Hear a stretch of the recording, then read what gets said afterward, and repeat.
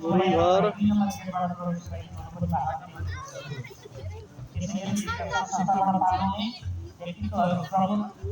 यो दराई घर कति राम्रो बनाएको दराई घर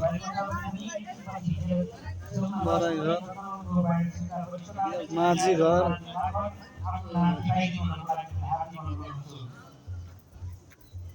मगर घर कति राम्रो बनाएको मगर घर हो तामाङ घर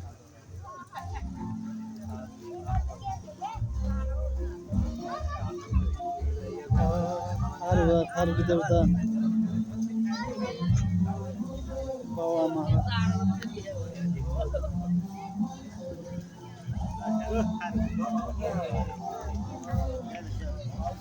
नमस्ते कुमाल घर पनि बाँकी छ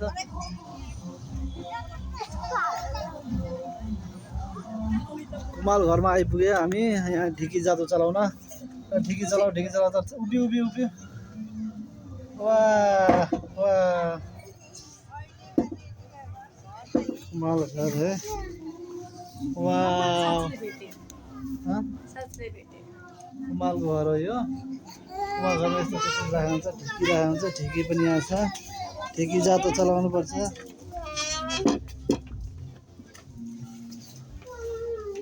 पहिला चलाउनु ढिकी चालो यसरी ढिकी जातहरू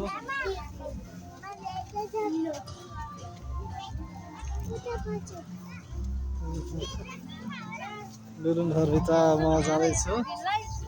गुरुङ घरभित्र के रहेछ भनेर गुरुङ घरभित्र चुलोहरू यसरी चट्ट बनाएको जाँतहरू गुरुङहरू यसरी माटोमा सुकाएको है ब्युटिफुल माथि कटेरो माथि सुत्ने ठाउँ मकै छ जातो हेर्नुहोस् है जातो दराई संस्कृति घरमा जातो घर अगाडि मजुरको फोटो जातो मकै पिनेको ल हेर ल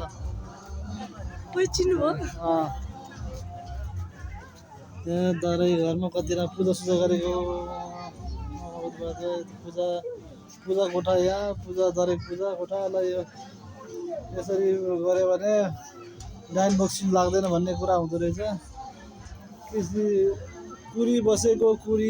क्रियापुत्री बास बस्ने ठाउँमा यस्तो हुन्छ ल धान कुटेको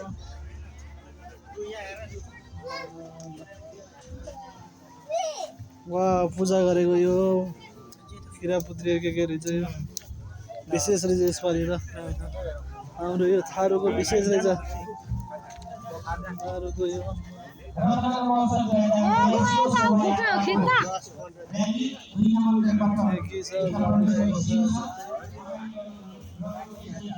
जो थारू घरमा